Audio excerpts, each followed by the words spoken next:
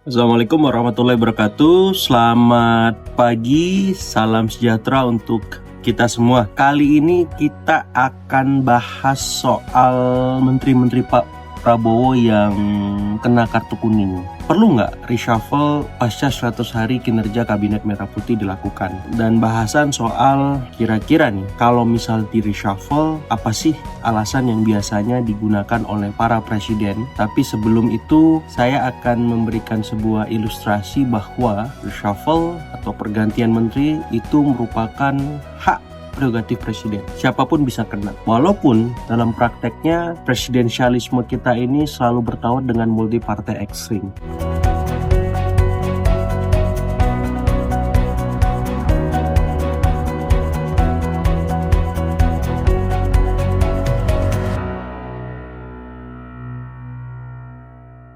Assalamualaikum warahmatullahi wabarakatuh. Selamat pagi, salam sejahtera untuk kita semua. Kali ini kita akan bahas soal menteri-menteri Pak Prabowo yang kena kartu kuning. Siapa saja sih? Perlu nggak reshuffle pasca 100 hari kinerja Kabinet Merah Putih dilakukan? Dan bahasan soal kira-kira nih, kalau misal di reshuffle, apa sih alasan yang biasanya digunakan oleh para presiden? Kita akan mulai, tapi sebelum itu saya akan memberikan sebuah ilustrasi bahwa reshuffle atau pergantian menteri itu merupakan hak prerogatif presiden. Kapanpun bisa dilakukan. Besok, detik ini, siapapun bisa kena. Jadi, wewenang itu merupakan privilege yang dimiliki oleh presiden dan harapannya ia bisa menggunakan itu dengan leluasa, walaupun dalam prakteknya ya presidensialisme kita ini selalu bertaut dengan multi partai ekstrim, sehingga logika nalar yang digunakan presiden yang punya banyak privilege tadi harus dikompromikan dengan realitas politik yang begitu kompetitif dalam rangka mendukung pemerintahannya. Let's say kita akan mulai bahas soal apa saja ya alasan yang digunakan presiden dari periode ke periode, dari zaman ke zaman, ya, dari Pak SBY atau Ibu Mega, Pak Jokowi, ketika akan melakukan pergantian menteri di kabinetnya. Nah, saya mencatat ada 3 alasan yang selalu mengemuka ketika para presiden ini melakukan reshuffle. Yang pertama, alasan politis. Ya, ini alasan klasik tapi senantiasa mengitari panggung politik di kabinet. Ya, apalagi kita tahu Kabinet Merah Putih ini sangat kental ya perekrutannya dengan nalar-nalar akomodasi politik. Ya, sehingga ketika reshuffle terjadi, maka alasan ini mencuat kembali ya agar ya balancing of power, perimbangan kekuasaan itu bisa hadir ya, power sharing bisa dikomposisikan dengan baik ya, win-win solution.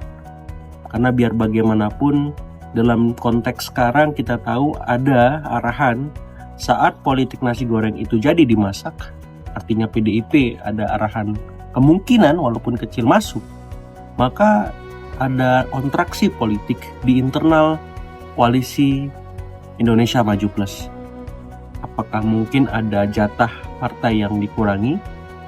Karena kalau misalkan ada kementerian baru yang ditambah, nomenklatur baru, tentu ini bukan hal yang populis, apalagi di tengah ya penghematan anggaran besar-besaran di semua kementerian, badan, pemerintah daerah dan seterusnya. Jadi kalau ditempuh arahan menambah kementerian baru karena PDIP masuk, tentu ini bukan hal yang diinginkan oleh publik ataupun Pak Prabowo secara personal. Ya, karena akan membuat kabinet menjadi lebih besar dan ya akan sangat menyulitkan Pak Prabowo sendiri di hari-hari berikutnya untuk melakukan beragam macam komunikasi, koordinasi, sinkronisasi, eksekusi, evaluasi dan seterusnya. Nah, jadi saya melihat memang ini sering dijadikan alasan ya para presiden untuk melakukan pergantian menteri-menterinya dengan alasan-alasan politis. seperti itu. Nah, yang kedua ada alasan yuridis ya, atau alasan hukum terkait ketika seorang menteri terjerat kasus ataupun pelanggaran etik yang sangat berat, sehingga mau nggak mau membuat presiden itu melakukan pergantian menteri waktu di tengah jalan, di awal-awal ya, di masa Ibu Mega ya, kita ambil contoh pasca reformasi saja, itu terjadi. Kemudian di masa Pak SBY, kemudian di masa Pak Jokowi ya, karena menteri terkait kasus-kasus hukum. Ya, rekor sementara dipegang oleh Presiden Jokowi dengan menteri yang banyak terkait kasus, utamanya soal korupsi. Saya mencatat Pak Jokowi itu memegang rekor menteri yang terjerat kasus atas nama ya, pertama Pak Joni Plate, Pak Syahrul Yassin Limpo, Pak Imam Nahrawi, Pak Zuliari Batubara, kemudian Pak Idrus Marham, kemudian ya ini ada Pak Edi Prabowo ya, semacam itu. Sementara yang berikutnya tertinggi adalah menteri-menterinya Pak SBY, itu ada 5 orang ya. Kalau Pak Jokowi 6 orang, Pak SBY 5 orang. Itu ada Ibu Siti Fadila, Pak Andi Malarangeng, Pak Surya Dharma Ali, Pak Jero Wacik, ya, Pak Bahtiar Hamsyah. Kemudian di masa Ibu Mega itu yang tercatat ya ada 3 menteri ya, Pak Romin Dahuri, Pak Ahmad Sujudi, Pak Hari Sabar. Jadi dalam konteks ini saya ingin menekankan jangan sampai Pak Prabowo memecahkan rekor Pak Jokowi karena banyak menterinya yang terkait kasus, utamanya korupsi. Jadi sebelum itu terjadi ya, Pak Prabowo sudah bisa memitigasi ya, kalau memang ada arahan menteri yang tersangkut kasus ya sebaiknya langsung di reshuffle saja ya, karena ini menjadi catatan kelam nantinya ketika Pak Prabowo sudah tak lagi menjadi presiden. Nah, yang ketiga alasan yang sering terjadi alasan meritokrasi atau kinerja ya. Nah, ini idealnya memang kalau di masa Pak SBY itu kan ada UKP 4 yang mengevaluasi ya kinerja para menterinya ini. Kemudian di masa Pak Jokowi ada KSP. Saya berharap Pak Prabowo juga punya unit atau lembaga khusus yang fokus mengevaluasi secara total kinerja para menteri ini. Dan kalau bisa diumumkan saja ke publik. Jadi fair gitu loh. Ya, sebagaimana kita lihat ada Litbang Kompas, indikator.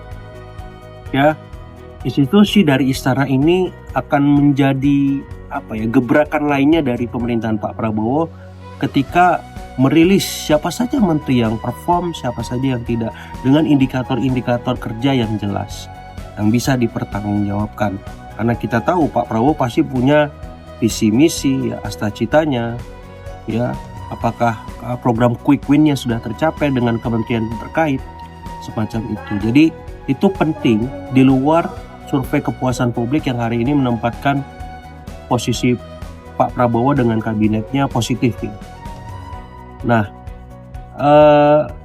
dan sampai pada satu momen ya, kalau 3 alasan sudah saya sampaikan tadi, kira-kira di masa Pak Prabowo ini siapa saja menteri yang sudah ya kena kartu kuning lah, karena kebetulan saya pakai jersey timnas kita, semacam itu. Jadi kalau menurut saya sih sekarang belum waktunya reshuffle, tapi setelah ini bisa dipertimbangkan untuk melakukan itu.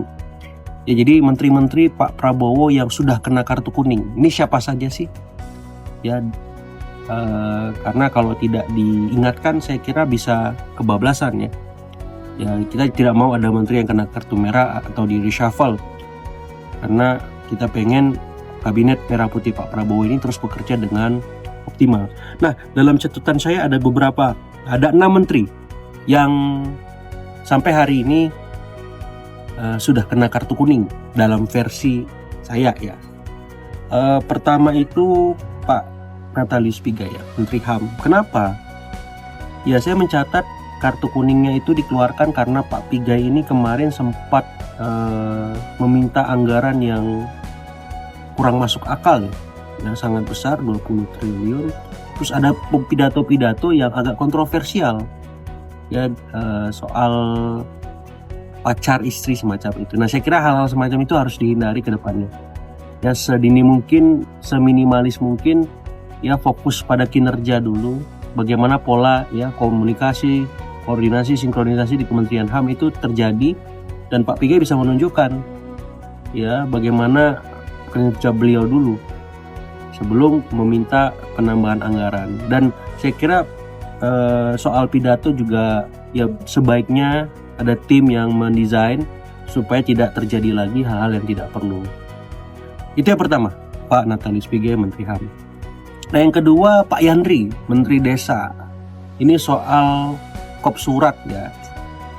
Ada acara yang punya nafas pribadi saat menjelang perhelatan pilkada digelar dengan kinerja atau kerja-kerja dari Kementerian Desa. Jadi penggunaan kop surat kementerian yang itu diperuntukkan dengan agenda yang irisannya politis, irisannya pribadi. Jadi ini perlu dihindari karena publik melihat, publik memantau, apalagi waktu itu terjadi di awal-awal kabinet berjalan. Jadi ke depan ini perlu dipertimbangkan dengan sangat ya hati-hati, cermat ya, supaya persoalan ya kepentingan publik, kepentingan negara, dan kepentingan pribadi politis bisa dipisahkan dengan tegas. Itu yang kedua, Pak Yandri.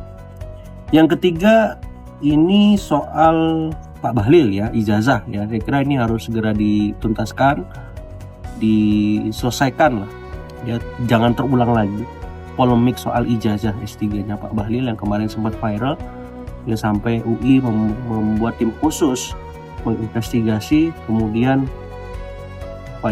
mengevaluasi ya pemberian ijazah S3 Pak Bahlil. Nah, saya berharap polemik ini segera dituntaskan saja.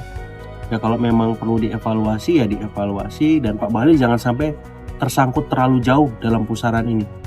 Karena kerja-kerja beliau ke depan sangat penting ya untuk membangkitkan ekonomi kita, menambah penghasilan negara seperti itu. Nah yang keempat, Pak Budi Ari ya, ini terkait kasus judi online. Kalau memang harus fokus ya menjalani pemeriksaan sebagai saksi tentunya, ya saya kira